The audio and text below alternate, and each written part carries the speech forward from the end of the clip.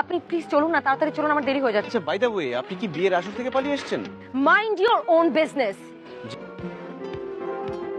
আপনি আমাকে একটু টাইম দেন, আমি ভেতরে ওর সাথে কথা বলে ওর কাছ থেকে টাকা ম্যানেজ করে আপনাকে এনে দেই। ঠিক আছে। ও না এখানে নেই, ওর আন্টির বাসায় গেছে, ওখানেই আমাদের বিয়েতে হবে। আমাকে এখন ওখানে যেতে হবে।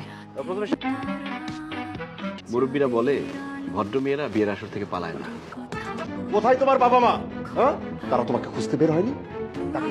আঙ্কেল, আপনি আমাকে ভুল বুঝছেন। আমি তোমাকে বাসা থেকে বেরিয়ে যেতে বলেছি।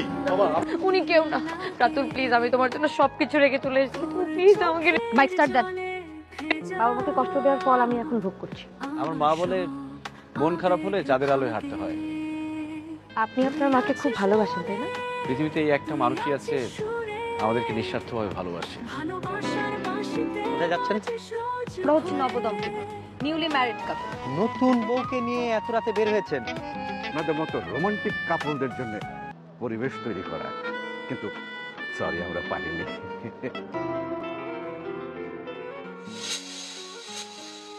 কি ব্যাপার এরকম করে তাকিয়ে আছেন, মনে হচ্ছে ভূত দেখলেন? না না, আপনি ভূত হতে যাবেন কেন? আপনি তো সাক্ষাৎ পড়ি।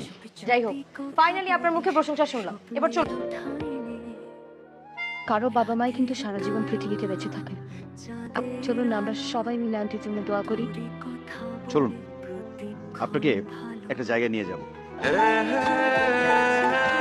বর্তমানে এটাই হচ্ছে আমার শান্তির জায়গা, এখানে এলে আমার স্বস্তি মিলে। সারপ্রাইজ। তবে আজকে মনে হচ্ছে আমি সেদিন ঠিকঠাক রাইডারকেই কল দিয়েছিলাম।